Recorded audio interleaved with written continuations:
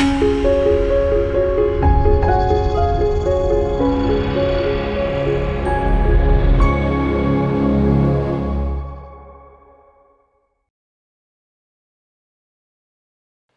మాత్రం. నేను మీ journalist Navata. Welcome to R voice.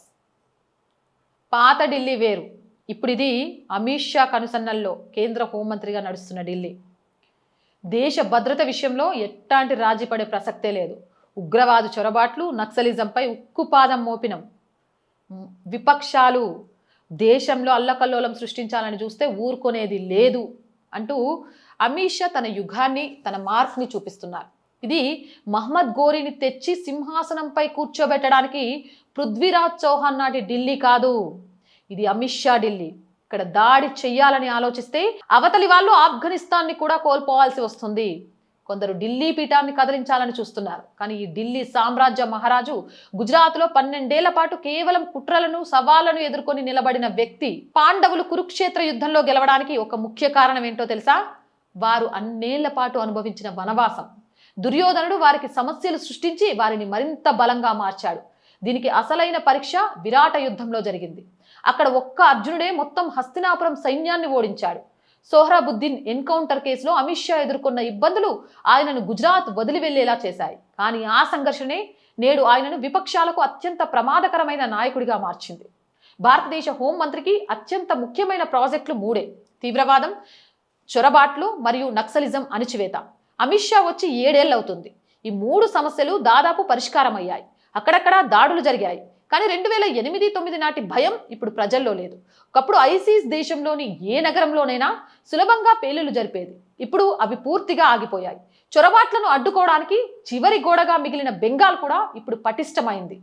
Terrorism అత్యంత ముఖ్యమైనది. నక్సలిజం ఇది రష్యా విప్లవం ఆధారంగా నడిచేది.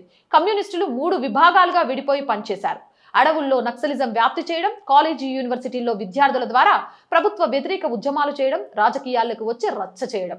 వీరందరికీ విదేశాల నుంచి వచ్చే ఫండింగ్, అదే ఆక్సిజన్ వల్లే ఇది సాధ్యమైంది. కానీ నోట్ల రద్దు తర్వాత వీరి నడుం విరిగింది. ఉగ్రవాద సంఘటనలు వేళ్ల మీద లెక్కించదగ్గ స్థాయికి పడిపోయాయి.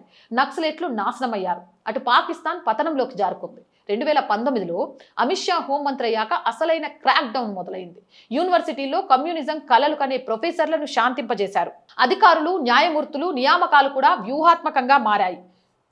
మీడియా మేనేజ్మెంట్ కూడా అద్భుతంగా ఉంది. ఏ వార్తను ఎలా చూపించాలో స్పష్టత వచ్చింది. కమ్యూనిస్టులను ప్రతి రాష్ట్రంలోనూ సామధాన దండోపాయాలతో ఓడించి ఈ క్యాన్సర్కి చికిత్స చేశారు. 2029 వరకు హోంమంత్రికి ఇంతకంటే పెద్ద ప్రాజెక్ట్ మరొకటి ఉండదు. సర్దార్ పటేల్ తర్వాత అంతటి సమర్థవంతమైన హోంమంత్రి అమిత్ షా అంటున్నారు జనం. 2016లో జేఎన్యూ ఆందోళనలు జరిగినప్పుడు మీడియా సపోర్ట్, బాలీవుడ్ హంగామా చూసి 2014లో కేవలం అధికారమే వచ్చింది. ఇక పెద్ద యుద్ధం చేయాల్సి ఉందనిపించింది. కానీ ఈరోజు సోనం వాంగ్చుక్ ఆందోళన చూస్తుంటే వ్యవస్థ ఎంత మారిందో అర్థమవుతుంది. బాలీవుడ్ ఎక్కడా కనిపించడం లేదు. అరుంధతి రాయ్ లాంటి మహిళ వచ్చి పక్కనే కూర్చుంటే అంతకంటే అవమానం మరొకటి ఉండదు. కొందరు కేజ్రీవాల్ తరహా డ్రామాలు చేయాలని చూశారు. కానీ పోలీసులు జంతర్ మంతర్ వద్దే అనుమతిచ్చి చెక్ పెట్టారు. ఇప్పుడు కేవలం నాటకాలు జరుగుతున్నాయంతే.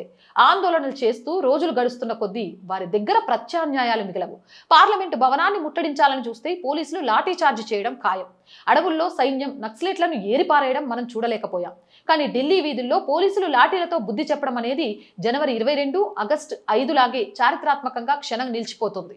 అమిత్ షా కాక మీరు ముందుకు సాగండి, దేశం మీ వెంటే ఉంటుంది అంటుంది సోషల్ మీడియా వ్యాప్తంగా జనం. మీరేమంటారు? మీ అభిప్రాయం ఏంటి? కామెంట్ చేయండి. Jai Hind, Jai Bharat. And more videos కోసం our group of channels, our voice, our political, our Sanskriti ఛానల్ని వెంటనే సబ్స్క్రైబ్ చేయండి. కంటెంట్ బాగుందనిపిస్తే లైక్ చేయండి, షేర్ చేయండి. ఇంకా ఎలాంటి కంటెంట్ చేయాలి అనేది కామెంట్ రూపంలో తెలియచేయండి. ఆర్థికంగా ఆర్ వాయిస్కి చేయుతగా నిలవండి. మీరు చేసే సహాయం ఈరోజు ఆర్ వాయిస్కి చాలా చాలా అవసరం. సపోర్ట్ చేస్తారని ఆశిస్తున్నాను. ఆర్ వాయిస్కి సపోర్ట్ చేయాలి అనుకుంటే సబ్స్క్రిప్షన్ పక్కనే జాయిన్ అనే బటన్ ఉంది. 1 to 5 లెవెల్స్ ఉన్న ఏదో ఒక లెవెల్లో సపోర్ట్ చేయండి. లేదా స్క్రీన్ మీద గూగుల్ పే, ఫోన్ పేతో పాటు అకౌంట్ డీటెయిల్స్ ఉన్నాయి. మీకు తోచిన సహాయాన్ని అందించవచ్చు. వ్యాపార ప్రకటనల కోసం 8328 500 576 నెంబర్ని సంప్రదించండి. జై హింద్, జై భారత్.